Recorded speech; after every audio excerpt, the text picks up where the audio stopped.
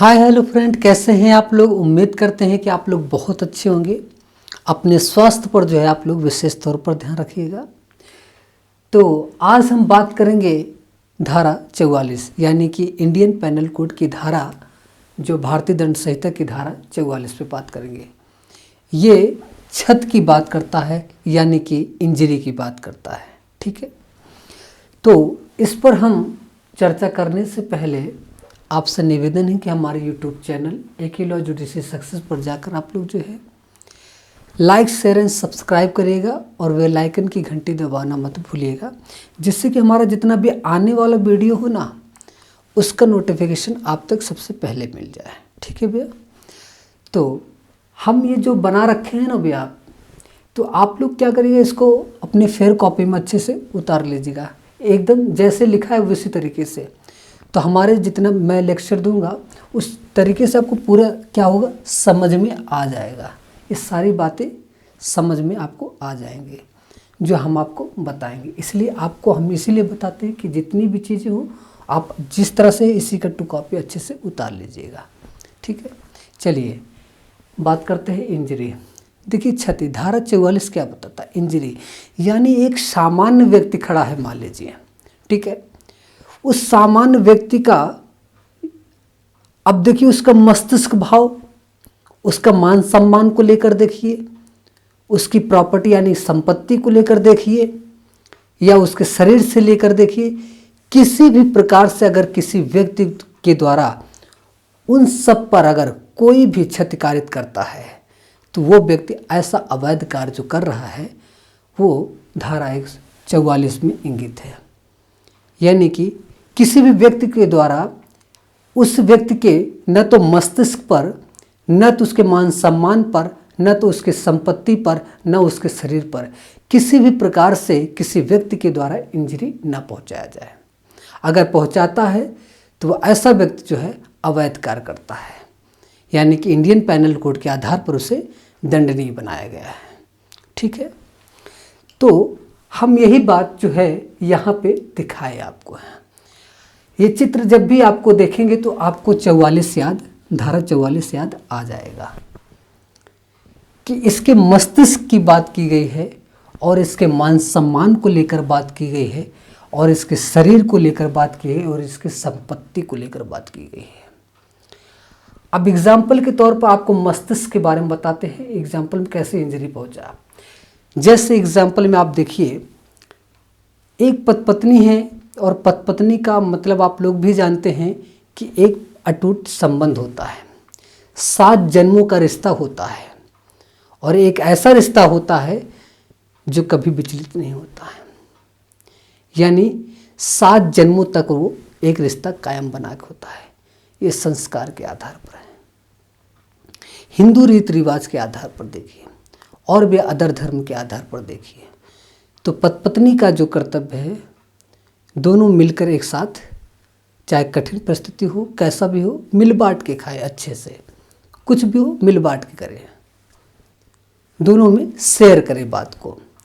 तो ये बात देखिए, पत्नी को पति की हर एक बात पता होती है, कितना इनकम पाता है कितना इनकम नहीं पाता है ये पत्नी को पता होता है, और पति के बारे में हर एक कहाँ जॉब करते हैं कहाँ नहीं करते, कितना इनको मिलता है इनकम, कितना नहीं मिलता है इनको पेमेंट, ये सारी बातें पत्नी को पता होती है। तो एक दिन ऐसा हुआ, मान लीजिए अचानक वो व्यक्ति जो पति था वो अपना बैग और टिफिन लिया और जाने को जैसे ही तैयार हुआ तो उसकी पत्नी आती है, कहती है कि सुनिए हमारी बात। तो बोले कि हाँ बोलिए। कहे कि एक बात करना था। कहना हाँ बताइए क्या बात है। मुझे 5 लाख रुपया चाहिए और मुझे आज ही चाहिए। तो पति कहते ये कैसी बात कर रही हो आप, अभी कहाँ से तुरंत ला देंगे भाई, इतना पैसा, इतना कोई छोटा अमाउंट नहीं, 10-15-20 हज़ार की बात हो चलो दे देते हैं, अभी 5 लाख की बात कर रही हो, कहाँ से लाएँ इतना। आप जानती हो कि हमारा कितना पेमेंट मिलता है कितना, हर एक बात पता होने के बाद भी आप ऐसी बात कर रही हो, कहाँ से लाए, बताइए आप कहाँ से लाए हम आपको। फिर पत्नी कहती है कि देखिए, अगर आपने दरवाज़ा लांघ कर चले गए और पैसा नहीं दिए 5 लाख रुपए, तो आने के बाद हमारा मरा मुंह देखेंगे, हम जल कर राख हो जाऊंगी, आग लगा लूँगी, मर जाऊंगी मैं, अगर आपने 5 लाख रुपया नहीं दिया तो। कैसी बात कर रही हो आप? अरे मतलब जानते हो कि पैसा है नहीं और हर चीज़ पे ऐसे कैसे दे दे, कहाँ से दे आपको? आपको पता है मेरा इनकम इतना पेमेंट बनता है, कैसे ला के दे दे? आप बताओ। सब कुछ पता होने के बाद पे इतनी बड़ी अमाउंट मांग रहे, कोई छोटी अमाउंट होती 10-20 दे देते आपको हम। अब इतनी बड़ी अमाउंट कहाँ से ला के दे आपको? तो ये बात अब पति को बड़ा छटकारित किया, यानी मस्तिष्क और दिल दिमाग कहते हैं ना, एकदम पूरा बौखला गया व्यक्ति वो, यानी पति। अब करे क्या वो करे? अब वो ये भी सुना कि अगर पैसा नहीं देंगे तो ये कह रहे हैं कि हम मर जाएंगे। अगर मर जाएंगे तो उससे पहले वो व्यक्ति यानी पति अगर खुद ही आत्महत्या कर ले तो क्या होगा फिर? तो इसीलिए कभी भी किसी व्यक्ति को छतकारित इस तरह से नहीं करना चाहिए कि वो विवश हो जाए कुछ करने के लिए, यानी कि कुछ भी ऐसा कृत्य करता है तो एक अवैध कार्य है, और जब अवैध कार्य हो जाता है तो वो दंडनीय होता है वो, ठीक है, आईपीसी के आधार पर। तो यही बात यहाँ पे समझाया गया। जो 5 लाख यानी कि 5 लाख रुपए को लेकर जो धमकी दी गई, यही बात, ये आपको क्लियर होगा मस्तिष्क भाग को कैसे इंजरी पहुंचा, ठीक है। अब देखिए शरीर को लेकर, यानी धक्का दिया, कोई व्यक्ति धक्का दिया, ठीक है, और अचानक गिर गया। वो धक्का से भाई कोई भी धक्का देगा तो गिर तो जाएगा, डेफिनेटली गिरेगा। यानी कि जब गिरा तो उसको चोट लगा, ऐसे ऐसे करने लगा, यानी कि चोट लगा उसको। अब उससे चोट लगा यानी कहाँ लगा? शरीर में ही लगा ना चोट, शरीर में ही लगा चोट ना। तो ऐसा जो कृत्य यानी धक्का दिया और गिरा और चोट लगा, ऐसे किया, यानी कि शरीर पर आभास हुआ, यानी चोट लगा उसको।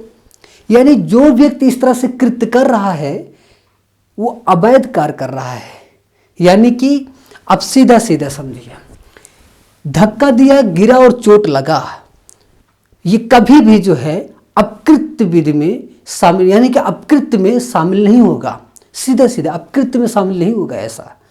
यानी धक्का दिया, गिरा और चोट लगा, गिरा ऐसे किया तो ये माना नहीं जाएगा। ये बात आप क्लियर कर रखिए। ये बात जो है विधि के विरुद्ध कार्य में शामिल होगा, अपकृत्य में कभी नहीं शामिल होगा। ये कंठस्थ कर लिए, यानी कि मन मस्तिष्क में ये चीज़ बैठा लीजिए कि धक्का दिया, गिरा और चोट लगा, ये अपकृत्य में शामिल नहीं होगा, ये विधि के विरुद्ध यानी विधि विरुद्ध कार्य किया।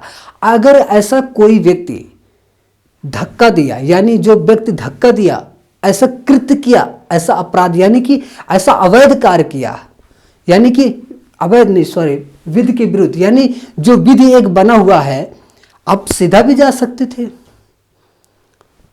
तो आपको क्या जरूरत है उसको धक्का देने की? तो ऐसा जो विधि के विरुद्ध यानी लॉ जो कहता है ऐसा कोई कृत्य मत करो, लेकिन आप उसकी क्या हुए, विधि के विरुद्ध जाकर उसको धक्का दिए फिजूली ऐसे कोई, और उसको चोट भी लग गया। तो ऐसा कार्य जो होगा वो कभी अपकृत्य में शामिल नहीं होगा, वो जो है विधि के विरुद्ध में शामिल होगा, ठीक है।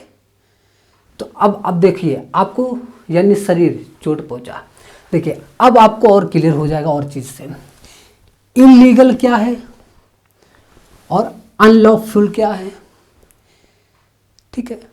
अब आपको थोड़ी सी बात बताते हैं, वैध और अवैध कैसे।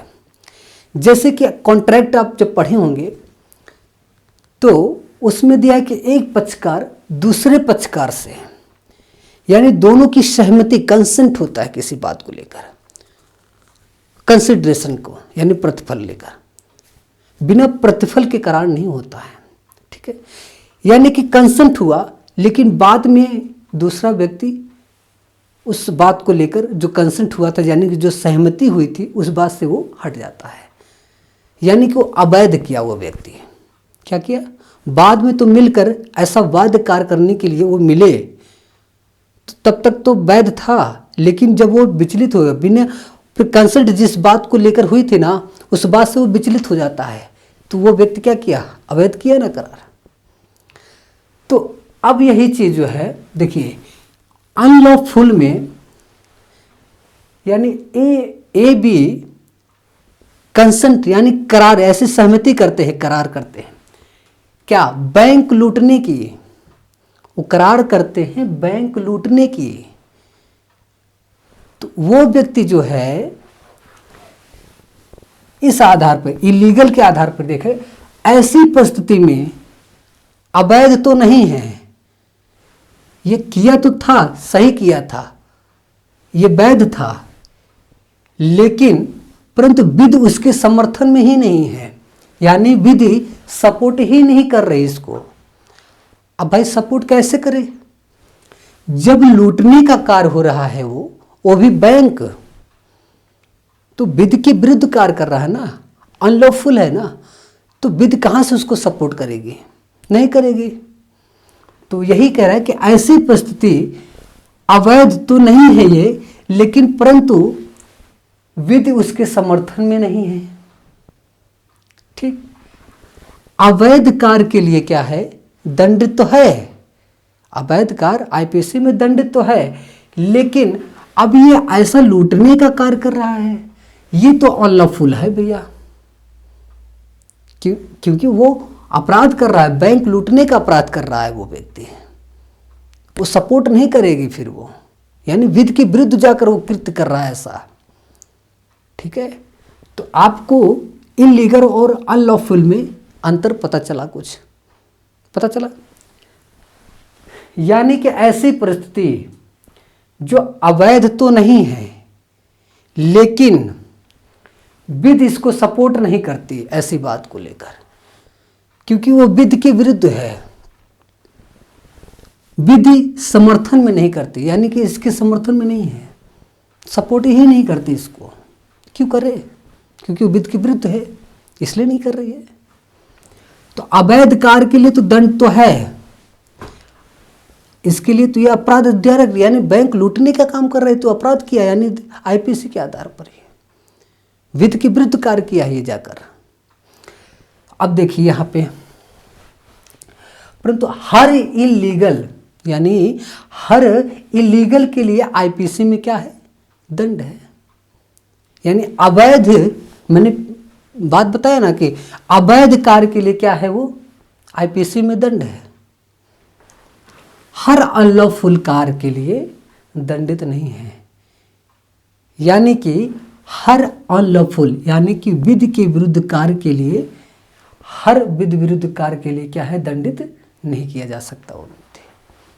पर इसमें क्या है कि हर इलीगल कार्य के लिए, हर अवैध कार्य के लिए आईपीसी में दंडनीय है वो। ठीक है, क्लियर हुआ? प्रत्येक इलीगल कृत्य जो होता है वो अनलॉफुल होता है, जो इलीगल कृत्य है वो अनलॉफुल होता है, पर प्रत्येक अनलॉफुल इलीगल नहीं होता है। क्लियर हो गए? यानी कि इलीगल कृत्य जो है वो अनलॉफुल तो हो जाएगा, मगर अनलॉफुल जो है इलीगल हो ही नहीं सकता। यानी फर्स्ट लॉ कमीशन के आधार पर लीगल और यानी इलीगल और अनलॉफुल को अंतर दोनों में कोई नहीं है, ये फर्स्ट लॉ कमीशन बताता है। फर्स्ट लॉ कमीशन कहता है कि इन दोनों में यानी कि इलीगल और अनलॉफुल में कोई अंतर नहीं है। ठीक है, तो आपको ये बात जो है क्लियर हो चुकी होगी, समझ में आ गया। तो अगर जैसे नहीं भी आया होगा तो दोबारा आप लोग क्या करेगा, इस वीडियो को दोबारा देख लीजिएगा, तो ये आपके लिए बड़ा ही फायदेमंद होगा। और जिस तरह लिखा है उसी तरह इसको जो है लिख लीजिएगा, ये हम आपसे निवेदन करते हैं कि इसको ज़रूर लिख लीजिएगा। जितने भी हम पढ़ाएं, जितने भी क्लास ले रहे हैं, सारे पे आपको लिखना पड़ेगा। इसको लिख लेंगे तो एग्ज़ाम की वजह से बहुत ही बेहतर होगा ये। हम अगर इतना मेहनत करते हैं आप लोग के लिए, तो आप इतना नहीं मेहनत करेंगे तो फिर सब बेकार है, फिर हमारा मेहनत, है ना। तो अब जाते जाते यहीं पे इसको विराम करते हैं। आप लाइक शेयर सब्सक्राइब करना जो है मत भूलिएगा, और लाइक करना तो कभी मत भूलिएगा, क्योंकि बेल आइकन, अब बेल आइकन की घंटी भी भूल जाते हैं लोग, देखते हैं पूरी वीडियो पर भूल जाते हैं। बेल आइकन की घंटी ज़रूर दबाइएगा भैया, क्योंकि हम जितना भी पढ़ा के डालते हैं, वीडियो अपलोड करते हैं ना, वो आप तक सबसे पहले पहुंच जाया करें, ठीक है, जिससे आप लोग अच्छे से अध्ययन कर सके, पढ़े उसको, समझी पूछी। समझ में आ रहा भैया? तो आपको लाइक शेयर सब्सक्राइब करना है और बेल आइकन की घंटी दबाना नहीं भूलना है। और यहीं पे इसको विराम करते हैं, फिर मिलेंगे नेक्स्ट वीडियो में। इसी के साथ जय हिंद, जय भारत।